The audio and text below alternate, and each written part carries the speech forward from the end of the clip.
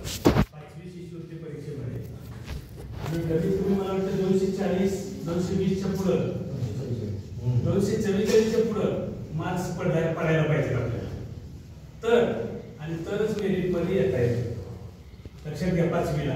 आणि जरा थोडंसं 8वीचं मेरिट थोडं कमी लागतं, लक्षात घ्या, कारण टफ पेपर असतो.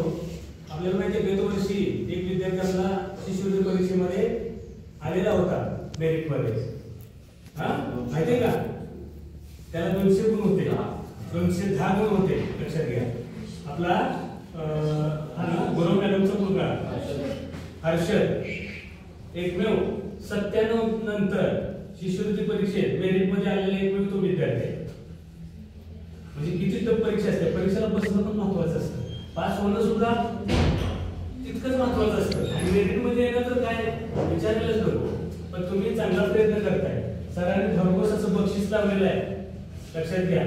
त्याचबरोबर आपल्या विद्यालयाच्या वतीने सुद्धा संस्थेच्या वतीने पण तुम्हाला बघताय नाही